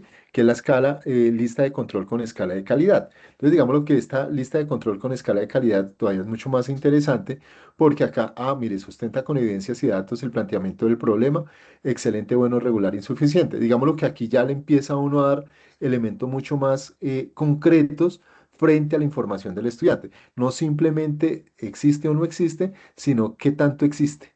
Sí, que esa es una de las cosas interesantes a tener en cuenta acá. Yo le puedo decir bueno, ¿cierto? Puedo decir excelente, excelente y regular. Entonces el estudiante pues básicamente va a decir, bueno, frente a esto, ¿qué tengo pendiente? ¿Qué me está faltando para llegar a ser excelente? Y lo mismo en esta define claramente el problema a abordar, o lo que son elementos interesantes. Ahora, sigo insistiendo en algo. El instrumento per se me genera retroalimentación, pero también, digámoslo, que el instrumento per se propicia la retroalimentación, es decir, la posibilidad de entrar a dialogar con el maestro o con el estudiante y poder, digámoslo, abordar de manera un poco más amplia los elementos que se están abordando ahí, que eso es interesante tenerlo en cuenta, ¿sí? Pero cuando uno estructura muy bien una rúbrica y particularmente analítica, digámoslo que la información fluye de manera muy ágil y digámoslo que la misma rúbrica per se es un instrumento de, mm, de retroalimentación efectiva. Ahora, en esta lógica hay, digámoslo, otro tipo de matrices, ¿sí? Están las matrices holísticas y las matrices analíticas. Algunas matrices holísticas, algunos las conciben como si fueran listas de chequeo, ¿sí? La matriz analítica es mucho más precisa, mucho más estructurada, mucho más, digámoslo, pensada en el desempeño del estudiante, ¿sí? Entonces, cuando uno mira esto, no sé, Vivi, si iba a decir algo. Ay, no, profe, se me quedó la mano levantada. Vale, no te preocupes. Entonces, por ejemplo, la rúbrica holística, mira, es un instrumento de valoración integrada del desempeño. O sea, si uno mira las listas de control, casi que uno podría decir que las listas de control son instrumentos de valoración integrada del desempeño, ¿sí? Proporciona una sola puntuación sin especificar los componentes del proceso. Se trata, por lo tanto, de una valoración general con descriptores sencillos sobre el nivel de logro comprensivo o de dominio. Aquí viene algo que es interesante y yo lo voy a explicar un poco con una actividad que hicimos el sábado que me gustó mucho y era que, claro, hubo un profe muy juicioso que hizo su matriz de análisis analítico, una rúbrica analítica, después le pidió a la misma IA que le generara una rúbrica de carácter holístico Y lo que hizo la IA, que miren cómo es la cuestión, la IA, ¿qué es lo que hace? Recogió todos los descriptores y niveles de desempeño, los agrupó y se los envió como una rúbrica holística. Pero más que una rúbrica holística, terminaba siendo también una rúbrica analítica y generaba confusión. Entonces, ¿qué es lo que pasa? Que ahí es donde termina siendo importante poder conocer, evidentemente, todos estos conceptos que son los que yo voy a utilizar para poder alimentar, ¿sí? Una herramienta de inteligencia artificial que me ayude a generar rúbricas de evaluación. Entonces yo tengo que decirle, mire, necesito una rúbrica, ¿sí? De valoración integrada del desempeño en el que me proporcione una sola puntuación sin especificar componentes del proceso, y yo le doy la instrucción como es. Pero es que ¿quién sabe de evaluación? Uno, ¿sí? La IA simple y llanamente te va generando información. Entonces, ahí es donde uno tiene que empezar, digámoslo, a precisar. Y las iteraciones que uno hace con este tipo de herramientas, pues básicamente es ir precisando, ir, digámoslo, calibrando aún más este tipo de instrumentos. Entonces, miren que acá, al decir, ojo, una rúbrica holística es un instrumento de valoración integrada del desempeño que proporciona, digámoslo, descriptores sencillos pero generales, ¿cierto? Sobre la comprensión y el dominio, uno dice, perfecto, ya lo tengo claro, eso es una rúbrica holística. Y una rúbrica holística es esto, ¿sí? Entonces miren que si yo cojo esta rúbrica, ¿sí? Y la coloco acá, dice no lo hace con errores sustanciales, lo hace con algún error, lo hace correctamente, lo hace ejemplarmente. Yo cojo esta rúbrica y me la llevo para evaluar una actividad, no sé, de ciencias sociales, una actividad de inglés o una actividad de matemáticas. ¿Qué creen? ¿La podríamos utilizar para cualquier actividad? ¿Qué piensan ustedes?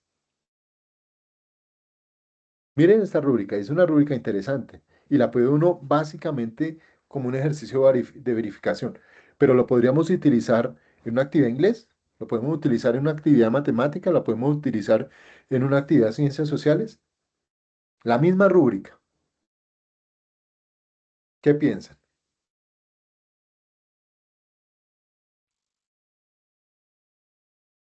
Sí, definitivamente.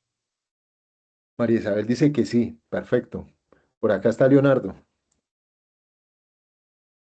Yo pensaría que aunque la rúbrica es viable para varias materias, no da los suficientes detalles para que el estudiante comprenda cuál es la acción que debe hacer, cuál es el proceso de evaluación que está pues llevando en ese momento. Entonces no se comprende a qué se refiere con cada una de estas frases concretas, pero que no moldean la especificidad de la acción de cada área que se esté tratando. Ok, válido, válido, pero aquí viene algo que es importante precisar y es, recuerden esto, ¿sí? Es un instrumento de valoración integrada del desempeño, ¿sí? Que proporciona una sola puntuación sin especificar los componentes del proceso. Es decir, yo la puedo utilizar en cualquier, digámoslo, asignatura para verificar una actividad específica de manera muy rápida, es decir, para hacer un monitoreo muy, pero muy rápido, algo parecido a las listas de control o de verificación. Es para hacer un monitoreo muy, pero muy rápido para poder establecer, por ejemplo, el frente al dominio de una actividad física, frente al dominio de la coreografía de un baile específico, frente al dominio de, bueno, cualquier actividad específica en términos particulares. Si uno lo mira así de manera rápida, digamos lo que es algo muy rápido, algo muy general, que le va más información a quién, al maestro que al estudiante. ¿Sí? Le va a dar más información al maestro que al estudiante. Y usted está haciendo una verificación muy rápida con estos elementos. Uno puede armar perfectamente una rúbrica con esto. Yo coloco acá, si tengo 20 estudiantes en el aula y me van a hacer una actividad particular, coloco el nombre de la actividad arriba, 20 casillas y lo que hago es chulear rápidamente como un monitoreo así para poder verificar información. ¿Sí se dan cuenta? Esa es la ventaja de este tipo de matrices de valoración, ¿sí? Que nos da información al instante, nos permite recoger datos, pero son datos que como su nombre lo indica, una matriz de valoración con un marco de un ejercicio formativo nos puede dar información para poder intervenir inmediatamente el proceso, replantearnos lo que estamos haciendo o verificar. Por ejemplo, esta, como está planteada, es un elemento que se pueda, digámoslo, abordar desde esa perspectiva. ¿Alguna otra pregunta, inquietud alrededor de esta rúbrica holística? Miren otra acá, ¿sí? Por ejemplo, esta ya es una rúbrica más estructurada y nos devolvemos, por ejemplo, al ejemplo, valga la redundancia, que estábamos abordando ahorita, ¿sí? Descripción, mira. Entonces, vuelve lo mismo, no hace el ejercicio, demuestra que no comprende el problema, demuestra poca comprensión del problema, demuestra comprensión parcial del problema, demuestra comprensión del problema. Y le da, digámoslo, unos elementos que complementan el descriptor principal. Todos los requerimientos del ejercicio están incluidos en la respuesta. La mayoría de requerimientos del ejercicio están incluidos en la respuesta. Falta la mayoría de requerimientos de la respuesta. ¿Sí? Entonces, cuando uno empieza a mirar acá, claro, aparece la escala, los descriptores y permite igual hacer monitoreos muy, pero muy rápidos del ejercicio. Eso es como en términos fundamentales.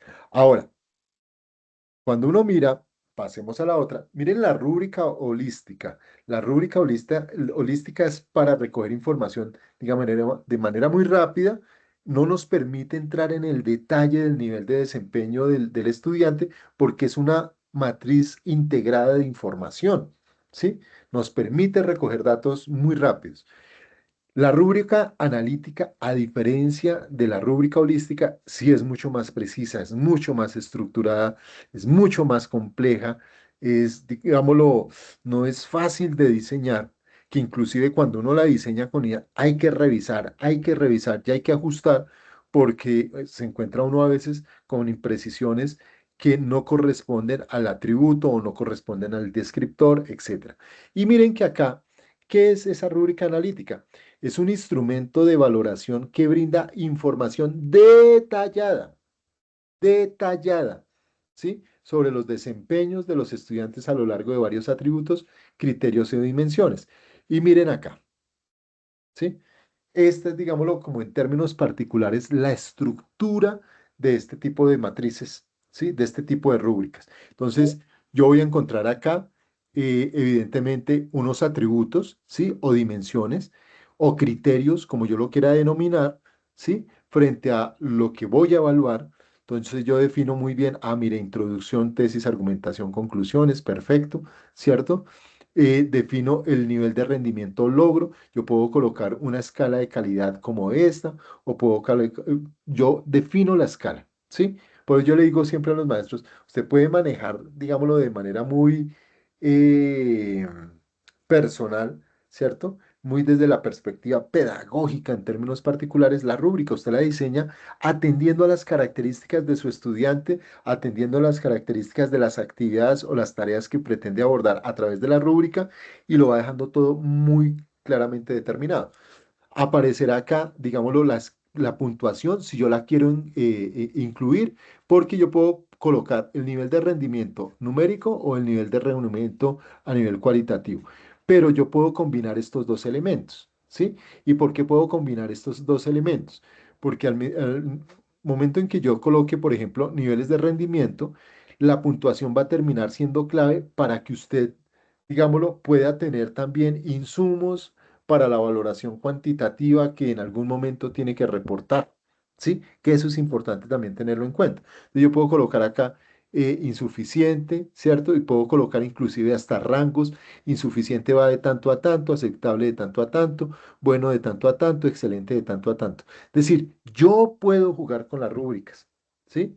Y yo las puedo adaptar a mis condiciones. Entonces, yo ahí es donde, inclusive cuando le doy la información a la herramienta que me la puede ayudar a diseñar, yo tengo que tener claro todo eso, ¿sí? Yo tengo que tener claro que es un descriptor, yo tengo que tener claro que es un nivel de rendimiento, yo tengo que tener claro que es un atributo, yo tengo que tener clara la actividad de evaluación que voy a evaluar. Es decir, yo tengo que tener claro, mire, voy a evaluar este constructo, ¿cierto? Y voy a utilizar este medio y voy a diseñarme esta rúbrica. La rúbrica que tiene que dar cuenta del tipo de medio que voy a utilizar para recoger información, que es uno de los atributos a tener en cuenta en la rúbrica, pero principalmente de el contenido que voy a evaluar, porque es ahí donde voy a verificar los aprendizajes. El otro es donde estoy recogiendo información. Entonces, muchas veces nos preocupamos cuando diseñamos una rúbrica por la forma, ¿cierto? Y no, evidentemente, por el aprendizaje. Y ese es uno, encuentra uno rúbricas de verdad por montones en la red que uno dice, no, pues esta vaina está preocupado es si lo presentó en APA, si no lo presentó en APA, ¿cierto? Y no mira en términos particulares, por ejemplo, el desarrollo de la tesis central del ensayo. Bueno, tantos elementos que son lo que a uno en términos particulares como docente le debe interesar. Entonces, empieza uno a mirar acá, define uno los criterios y yo inclusive puedo seguir ampliando este tipo de matrices y decir, oiga, le puedo incluir porcentajes, ponderaciones, observas, de lo que yo quiera puedo manejar esas rúbricas. Es decir, la rúbrica va a depender mucho de la actividad, de la tarea que yo quiera abordar, ¿sí? Entonces, miren acá, rápidamente un elemento a tener en cuenta. Atributos, criterios o dimensiones. Entonces, eso es lo que uno debe tener presente para el momento de poder diseñar rúbricas. Los atributos o criterios, palabras más, están asociados a las categorías que se buscan valorar en el marco de una tarea o actividad asignada. En otras palabras, los criterios dan cuenta de la estructura que se desea evaluar en el marco de un producto o una actuación, que era lo que les acababa de decir. Dos, ¿sí? Niveles de rendimiento. Nivel de rendimiento es básicamente el que me va a permitir a mí determinar el grado de cumplimiento de la actividad, ¿sí? Entonces yo tengo que tener claro cuáles son esos niveles de rendimiento, describirlos muy bien para poder saber para mí, Alexander Ortiz, ¿qué significa excelente frente a este criterio y este atributo? ¿Qué es bueno frente a este criterio o atributo? ¿Qué es justo y qué es pobre? ¿Sí? Y eso es importante. Y que guarde coherencia y relación. Eso va a garantizar, en términos particulares, la objetividad del proceso de evaluación. ¿Sí? Recuerden siempre, los niveles de rendimiento van a estar acompañados de descriptores, ¿sí? De descriptores. Y el descriptor es el que le va a ayudar al maestro a lograr el mayor nivel de precisión, ¿sí? El mayor nivel de objetividad. Ahí es donde, digámoslo, cobra vigencia este tipo de ejercicios.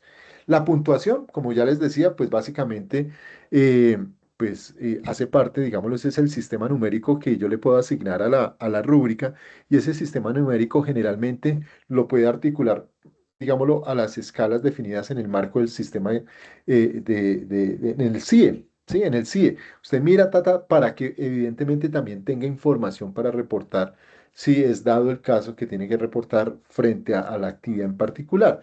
Porque uno puede utilizar la rúbrica en esas dos, digámoslo, perspectivas, ¿no?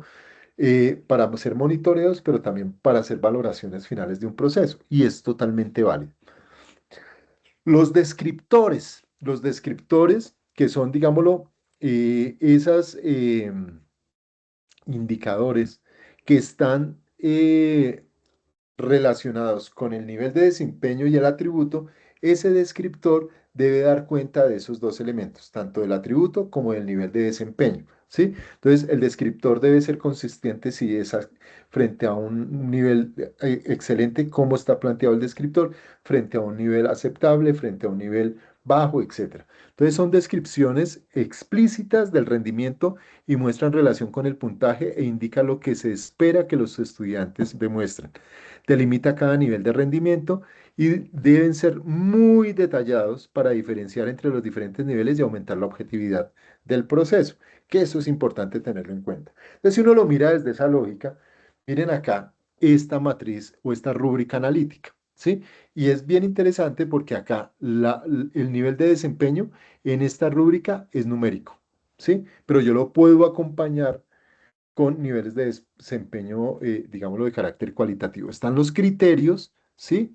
O atributos, y está, digámoslo, el descriptor para cada nivel de desempeño.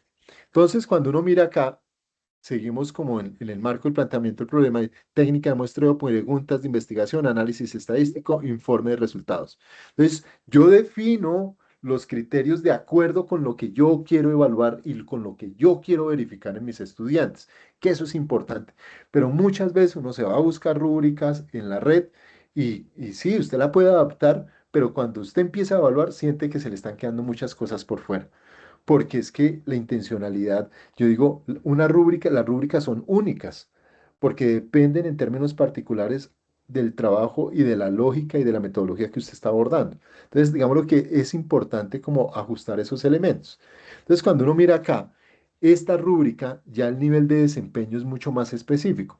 Entonces, si yo cojo esto, yo le digo aquí al estudiante, por ejemplo, en técnicas de muestreo, 4, la técnica de muestreo es apropiada, no hay errores en el procedimiento pues el estudiante se va a detener ahí. No, ya la rúbrica per se le está dando información de retroalimentación. El estudiante ahí está diciendo, oiga, yo ya chuleado la técnica de muestreo, yo no tengo problema con ellos. Pero si me va a la pregunta de investigación, dice, oiga, mire, la mayoría de preguntas no son pertinentes. ¿Sí? Pues ahí el estudiante tiene que hacer un alto en el camino, ya la rúbrica le está dando información, ¿cierto? Le está dando retroalimentación y ¿qué tiene que hacer? Pues revisar evidentemente qué está pasando con las preguntas para poder transitar de este nivel a este nivel, ¿sí? Lo ideal es que, digamos lo que después de un ejercicio de retroalimentación, que uno aplique una primera rúbrica y que esté en estas condiciones, perfecto. Ya la segunda rúbrica, digámoslo que todo este descriptor que está acá, sombreado, debe empezar a transitar aquí, ¿sí?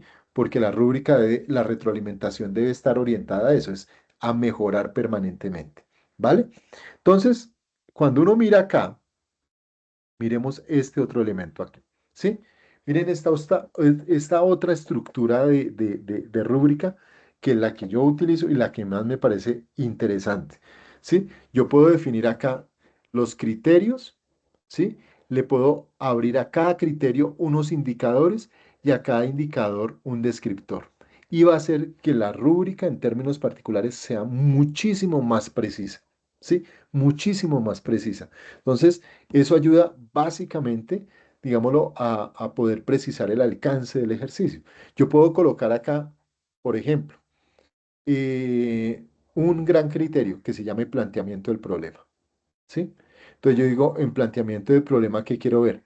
Y defino los indicadores. Yo puedo decir, ah, mira, un indicador es, eh, por ejemplo, pregunta de investigación, ¿sí? Planteamiento del problema, objetivos de la investigación. Yo lo puedo y aquí empezar a precisar todo eso. Entonces lo que hago es consolidar en términos particulares un muy buen ejercicio alrededor de una matriz de valoración de estas. ¿Vale? Muy bien, aquí. Entonces, ¿cómo elaborar una rúbrica? Entonces, en ese cómo elaborar una rúbrica, el proceso de elaboración de rúbrica, pues no es fácil, es complejo, ¿sí? Por eso a mí me gusta que cuando hacemos actividades, bueno, la gente se motiva tanto que uno dice, chévere que estén trabajando en eso, pero hacer rúbricas no es fácil, ¿sí? Elaborar una rúbrica implica que, pues, evidentemente, es un proceso reflexivo, muchas veces comprometer a los docentes cuando en términos particulares, eh, digámoslo, maestros que comparten una misma asignatura en cursos diferentes, en donde los criterios deben ser claros, ¿cierto? Yo no puedo evaluar un grupo diferente al otro, porque es que, digámoslo, eso no nos va a garantizar fundamentalmente el ejercicio de trazabilidad, poder garantizar todos esos criterios que terminan siendo claves y relevantes ahí. Entonces, recuerden que el proceso de elaboración de la rúbrica compromete a los docentes a reflexionar profundamente sobre cómo quiere enseñar y cómo aprenden los estudiantes y cómo evaluar. ¿Sí? Ese es un aspecto clave. Y la rúbrica en buena medida contribuye a mejorar las prácticas pedagógicas y metodológicas de los profesores. Entonces, cuando uno mira aquí, hay unos pasos que uno debe tener en cuenta. ¿Sí? Entonces, uno, identificar lo que se quiere evaluar. O sea, uno no puede armar una rúbrica simple y llanamente hágame una rúbrica para un ensayo. Sí, pero ¿y? No, uno tiene que precisar bien inclusive la estructura del ensayo, qué es lo que está pidiendo, cómo lo está abordando, inclusive el tema del ensayo.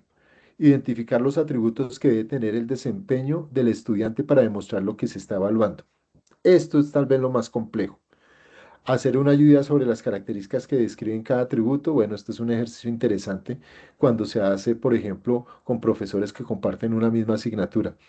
Identificar formas de describir desempeños altos, promedios y bajos para cada uno de los atributos. Es decir, identificar las formas de describir cada uno de esos niveles de desempeños. Escribir una descripción detallada para cada uno de los niveles identificados. Revisar los niveles de matrices de una vez se recojan los trabajos de desempeño, Enseñar a los estudiantes a utilizar la matriz para autoevaluarse y coevaluarse, ¿sí? Ahí es donde está, digámoslo, el clic del asunto. Es cómo yo logro en términos fundamentales que un estudiante utilice de manera adecuada esa matriz. Calificar y retroalimentar a los estudiantes siempre con una matriz de evaluación, que eso es una cosa interesante, y mejorar continuamente las matrices. Es decir, una matriz uno la va perfeccionando, ¿sí? Uno va ajustando los criterios, uno va ajustando los niveles de desempeño, uno va ajustando los porcentajes, ¿cierto? Los descriptores, etcétera, etcétera, etcétera. Ahora bien, vamos a hacer aquí rápidamente un ejercicio, trabajo sencillito, es una actividad, y es la rúbrica rota, ¿sí? Y les voy a pedir a favor aquí a todos que estemos como en la jugada frente a esta rúbrica que les voy a presentar. Eh, Evalúen la siguiente rúbrica diseñada para un póster académico y su exposición. Identifiquen al menos 5 errores técnicos en descriptores, escalas o criterios y propongan la versión corregida, ¿sí? Lean el caso que se presenta a continuación. Entonces, miremoslo acá. Contexto. Y todos estos elementos, digamos, yo siempre digo, uno tiene que llenarse de información para poder tomar la mejor decisión. Emergencia en la Feria de las Ciencias y la Innovación. Dice, el contexto. La institución educativa distrital Nuevo Kennedy está a solo 3 días de realizar la Feria Escolar de Ciencias e Innovación 2026. En este evento, los estudiantes desde sexto hasta 11º grado presentarán sus proyectos finales a través de un póster académico y una sustentación oral. Los resultados de esta feria representan el 40% de la nota final del periodo en el área de ciencias y lenguaje, ¿vale? Si quieren pueden tomar una capturita de pantalla a ese contexto. Vámonos aquí con la siguiente. Problema, ¿sí? El problema. La coordinación académica solicitó a un docente el diseño de la rúbrica analítica institucional para el evento, para que todos los profesores califiquen bajo los mismos criterios el póster académico y una sustentación oral que se llevará a cabo en el marco de la Feria de Ciencias. Sin embargo, al recibir el instrumento, la coordinadora académica se percató que la rúbrica había sido diseñada con inteligencia artificial y tenía errores de diseño. Si se aplica el instrumento tal como está, la IDD se enfrenta a problemas graves. ¿Qué tipo de problemas graves? Reclamación de los padres de familia. Los descriptores son tan subjetivos que cualquier nota baja será difícil de sustentar. Injusticia. La rúbrica exige cosas que no se enseñaron o juzga la personalidad del estudiante en lugar de su aprendizaje. Confusión. No hay claridad sobre qué es realmente un trabajo excelente frente a uno regular. En esa lógica, ¿cuál será la tarea? ¿O cuál es el ejercicio? Ustedes han sido citados a un comité de urgencia en esta sección de fundamentación para actuar como el comité de calidad, ¿sí? Comité de calidad que va a revisar en términos particulares eso, la rúbrica. Y vamos a ponerlo casi como no un comité de calidad, sino un comité de evaluación y promoción que está dedicado, o el comité de evaluación que se va a dedicar básicamente a revisar la rúbrica. No podemos presentarnos a la feria con un instrumento con tantas fallas. Su tarea técnica es: 1. Identificar los términos vagos, exigencias absurdas y mezclas de criterios que harían fallar la evaluación. 2. Adaptar la redacción para que sea comprensible para un estudiante de la institución educativa distrital, pero lo suficientemente rigurosa para un evaluador docente. Es decir, Y ese es otro elemento a tener en cuenta. La rúbrica debe estar al alcance de cualquiera, ¿sí? Tanto el estudiante como el padre de familia, como el docente. Es decir, cualquiera que la coja, la comprende, la lee y sabe evidentemente cuál es su alcance. Y por último, redactar de nuevo los niveles de desempeño de los criterios más críticos, para que sean 100% observables y medibles. ¿Vale? Esta es la misión, que es lo que me interesa. Pero miremoslo acá. Entonces, esta es la rúbrica. Entonces, 5 minuticos para que miremos la rúbrica y me comenten básicamente qué podríamos hacer para mejorar esa rúbrica. ¿Qué podríamos hacer para mejorar esa rúbrica?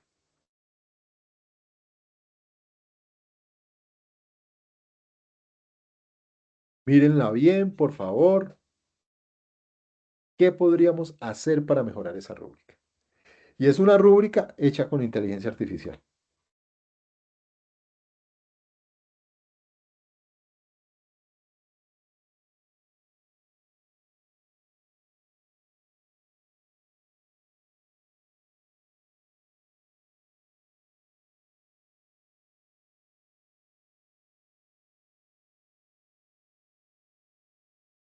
¿Qué encuentran? ¿Qué le modificarían? ¿Cómo ven los descriptores? ¿Cómo ven los criterios? ¿Cómo ven la ponderación? Todo, por favor.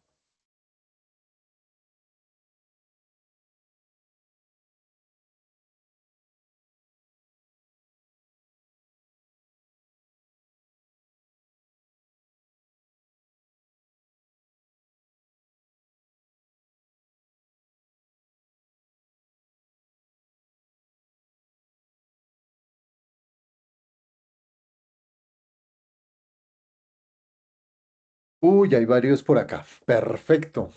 Y aquí el comercial de todas las sesiones virtuales. No olviden diligenciar la asistencia, por favor. Entonces nos vamos por acá con Sandra, luego con Viviana, luego con Diego, luego con José y por favor los que quieran participar. Dale. Bueno, profe, digamos que el primer aspecto en el criterio 1, estética del póster, digamos que el descriptor no es muy claro porque al utilizar adjetivos como el póster es muy bonito, no da claridad de qué elementos de estética se están teniendo en cuenta. Entonces ahí hay como una falla, pues pasan los diferentes 3 niveles. Perfecto, perfecto. Muy buen detalle ahí. Listo, muy bien. Viviana. Sí, profe, veía en el criterio de uso de citas que coloca que utiliza correctamente según las normas vigentes.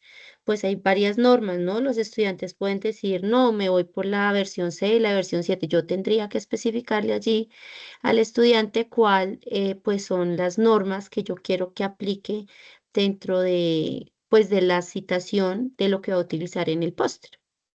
De acuerdo. Miren que todos esos detallitos son fundamentales tenerlos en cuenta y muchas veces, claro, incurrimos en error por la ligereza digámoslo, de cómo se estructura y se desarrolla una rúbrica de estas. Pero muy válido, muy válido, muy válido. Sigamos por acá. Diego, luego José, Nidia, Leonardo.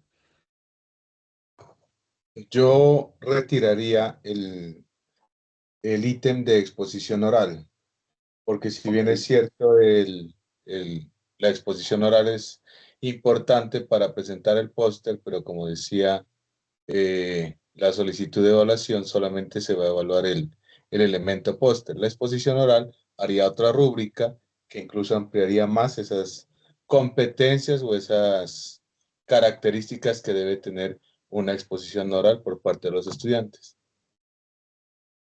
De acuerdo, Diego, de acuerdo. Mire que aquí hay un aspecto clave e importante a tener en cuenta y me parece chévere lo que vos has planteado, es porque sin lugar a dudas, digámoslo, miren cómo es una actividad en la que se van a evaluar dos momentos, ¿sí? Dos medios. Uno, que es el póster, que es un producto, Y dos, su exposición, ¿cierto? Que es la actuación. Entonces, en esa perspectiva, tener dos rúbricas me va a permitir mayor nivel de objetividad, ¿cierto? Y estructurarlo de manera mucho más puntual. Ahora, ¿sí? Yo puedo tener dos rúbricas, pero yo puedo coger también una sola rúbrica con dos grandes atributos. Un primer atributo que diga, por ejemplo, el póster, y otro segundo gran atributo que es exposición oral. Y puedo asumir estos criterios como indicadores, ¿sí? Y la voy precisando. Y no necesito construir más rúbricas. Es decir, es como yo juego con la rúbrica, pero esa es digámoslo, observación muy relevante. José, luego Listo, Nidia, profe. Do- dale, Dos elementos. El dale. primero, tal vez no relacionado a la rúbrica, pero sí al contexto. El hecho de que finalmente la intención de las rúbricas también es que los estudiantes en medio de su evaluación formativa puedan hacer un seguimiento de cuáles son las metas a las que deben llegar. Esta rúbrica se está preparando 3 o 4 días antes de hacer la presentación, que por demás tiene un ponderado sumativo muy grande, es el 40% de una nota final, y los estudiantes no saben cuáles son las reglas del juego. Entonces, digamos que un primer elemento alejado pues ya de la materialización de la rúbrica. Y un segundo elemento que a mi juicio es importante, también que va muy de la mano con este tema, es el contenido. Cuando plantea el contenido dice, incluye todos los apartados solicitados por el profesor. Pues no se sabe cuáles son los apartados solicitados por el profesor De porque acuerdo, nadie, nunca se de hizo esa acuerdo. socialización. Dejaría esos dos de- elementos. De acuerdo. No, muy válido, José. Muy válido, muy válido. Miren que este ejercicio termina siendo muy bonito y muy interesante, es por eso. O sea, yo digamos, la reflexión a la que los quiero llevar el día de hoy es a eso, a pensarnos en términos particulares. Miren, digámoslo, las observaciones que ustedes han dado alrededor de la construcción de una rúbrica de valoración, cómo todos estos elementos terminan siendo importantes para que la rúbrica sea objetiva, sea formativa y le dé información al profesor y le dé información al estudiante. Eso es de los aspectos interesantes de tener en cuenta ahí. Nidia,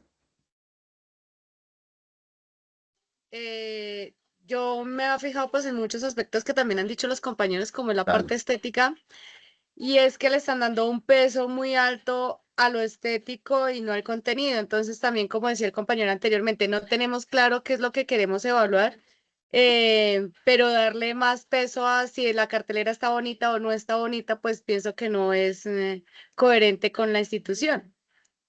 Eso De acuerdo. por parte de del peso. Y dos, pues los adjetivos o Sí, digamos, las letras las palabras que se están utilizando como bonito, feo, eh, yo había visto otra persona, me perdió. Si habla o no habla con seguridad, creo que son muy subjetivos al evaluar. Entonces de tiene que acuerdo. uno buscar un criterio más objetivo para que sea más estándar para todos.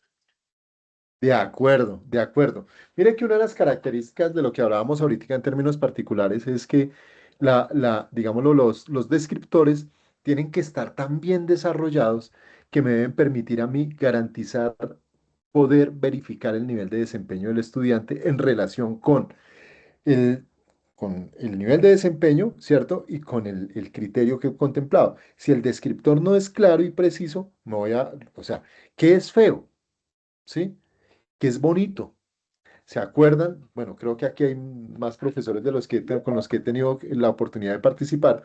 Pues se acuerdan en algún momento una imagen que yo colocaba y cada quien daba un poco su percepción. Pues es que esta rúbrica está quedando es a la percepción, ¿sí? De quien la diligencie, porque no está siendo lo más objetiva posible, ¿sí? Para mí bonito puede ser lo que para otro profesor puede ser feo. ¿Sí? Entonces, ojo, esos son elementos interesantes a tener en cuenta ahí. Vale, Leonardo y luego Manuel. Bueno, ¿se me escucha? Sí, Sí, perfecto, profe. listo. Pues de pronto no es tanto en relación a la rúbrica como tal, de, pues también destacando los comentarios que han hecho los otros profes, sino es como una en relación a si es justo de alguna forma que estudiantes de grado sexto y estudiantes de grado 11 sean evaluados con la misma rúbrica.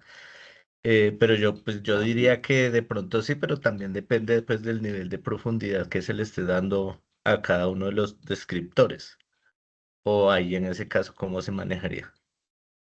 Digámoslo que en términos, y esa es una muy buena pregunta, Leonardo, y es, ahí tendría uno que precisar fundamentalmente, digámoslo, el alcance de lo que se pretende abordar en el marco del ejercicio de formación, ¿sí? Porque es una feria de ciencias, entonces uno lo que tendría que mirar es, eh, evidentemente, qué implica un póster, voy a colocar un ejemplo como este, un póster diseñado por estudiantes de básica secundaria o un póster diseñado por estudiantes de primaria o un póster diseñado por estudiantes de media, ¿no? Eso es algo que habría que mirar. Ojo, yo puedo hacer rúbricas diferenciales para poder mirar el nivel, digámoslo, de estructura de cada uno de los pósters, pero también puedo diseñar una rúbrica que me permita ver cualquier póster sin necesidad de, digámoslo, de elementos ya mucho más particulares. Pero eso es algo que uno tendría que determinar ahí. Son elementos clave a tener en cuenta en el marco del diseño de cualquier rúbrica, ¿sí? Las características. ¿Se acuerdan cuando yo hablaba de los momentos del diseño de una evaluación? El primer momento que yo decía, ojo, las características de los estudiantes, ¿sí? El contexto en el que se va a llevar a cabo la evaluación, y es lo que tú acabas de decir. Y eso es uno de los elementos fundamentales porque eso es parte de los criterios que yo debo tener en cuenta al momento del diseño de la rúbrica de valoración. Muy válido. María Elizabeth. Listo, profe. Entonces, cuando uno hace una rúbrica sobre algo estético, pues entonces con relación, por ejemplo, a un póster, pues ya tiene que ser más específico, por ejemplo, si cuenta con el nombre del colegio, si maneja un tipo de formato, un tipo de letra, la tipografía, esas cosas que son muy específicas para no incurrir en bonito feo con relación a algo.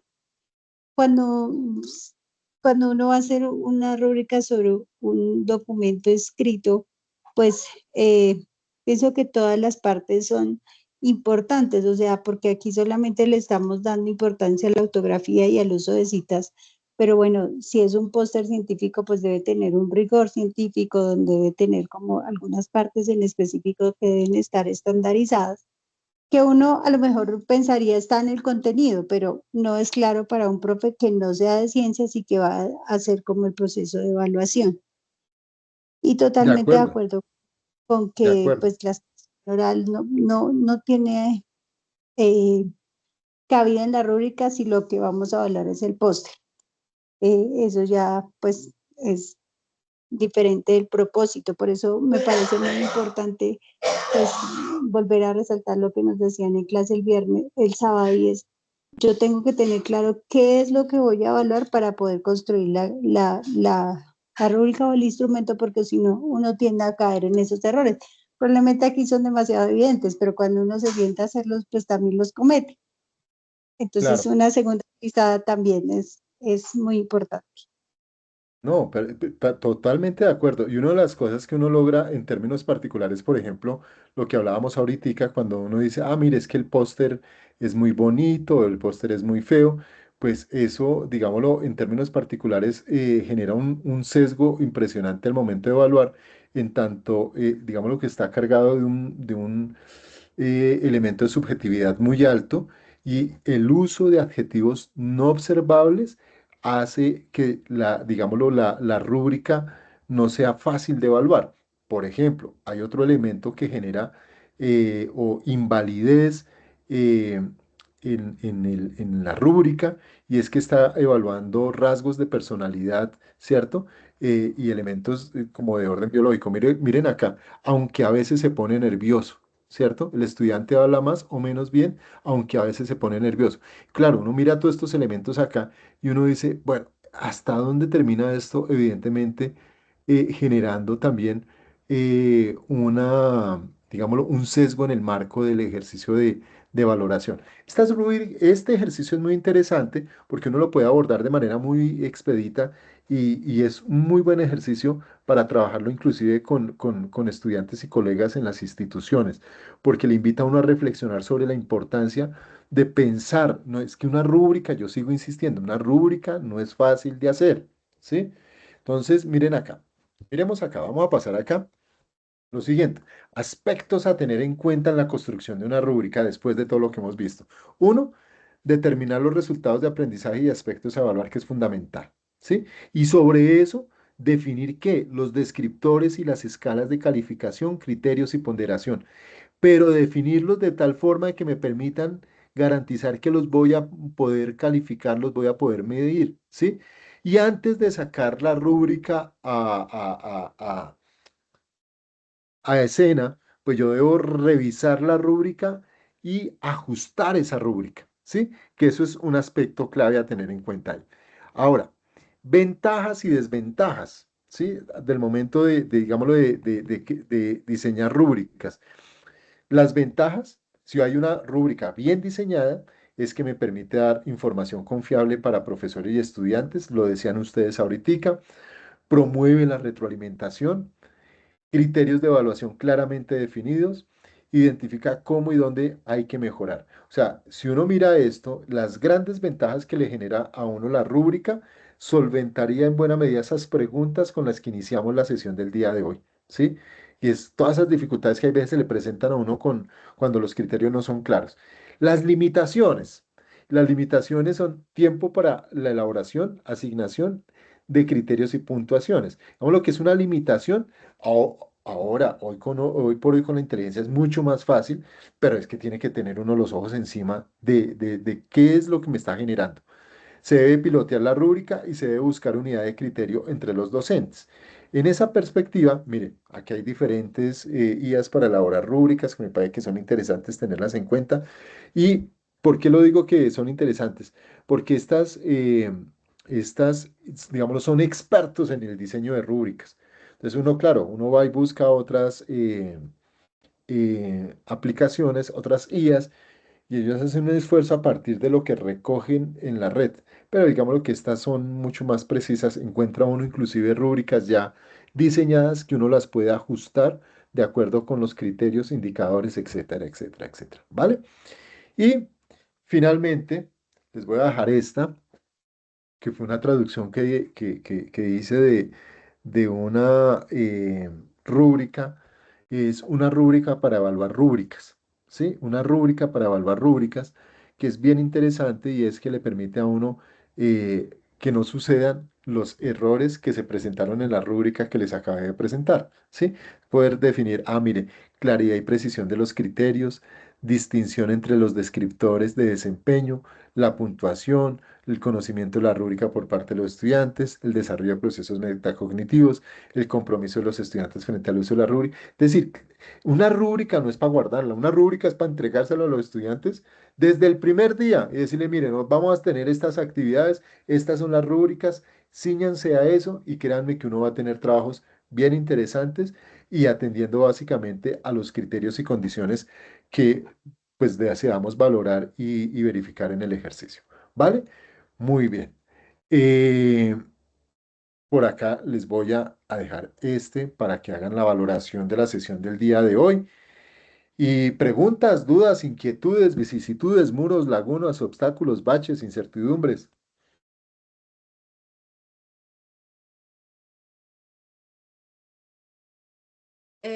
Profe, muchas gracias. La explicación fue muy clara y fue muy amena. Entonces, como diste varios ejemplos, es más claro para nosotros comprender el tema. Te agradecemos mucho, profe. No, con el mayor gusto. De verdad que yo sí quiero decirles algo y lo hemos hablado con la profesora Sandra y con el profesor Olbers.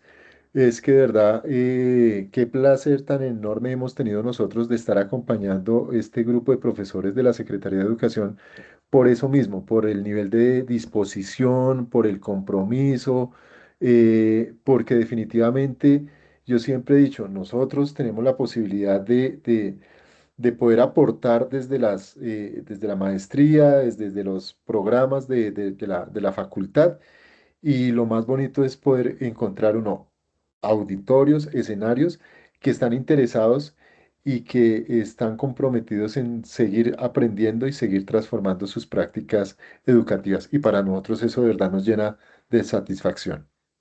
Entonces, de verdad, ustedes también mil gracias por participar de manera activa en estos espacios. ¿Vale? Muy bien. Eh, no sé, voy a ya aquí dejar de compartir y, y pues no, nada, agradecerles infinitamente y bueno, esperamos que esto les haya ayudado a precisar, aclarar, recordar que básicamente las rúbricas son instrumentos de evaluación formativa y que son un apoyo inmenso para los procesos de formación en el aula, ¿vale? No olviden, por favor, ahí está, ahí sigue el listadito de asistencia, la valoración de la sesión. Y bueno, nos seguimos viendo y con los que no nos hemos visto de manera presencial, pues ya en mayo, junio nos veremos con los que nos faltan y con los que ya nos hemos visto, creo que ya termina siendo nuestra última sesión. Ya los otros encuentros virtuales encontrarán otros maestros que hemos invitado también para compartir en estos espacios y desearles éxitos. Un abrazo inmenso y bueno, feliz noche, descansen por favor. Muchas gracias. Muchas No, gracias, ustedes. profe, muy amable. Gracias, profe. Hasta luego, que esté bien. Hasta luego. Vale, Buenas noches para descansen por favor. todos. Feliz noche. Feliz noche.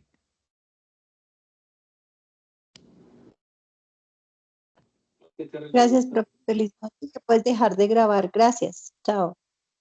¿Qué es esta vaina, mi amor?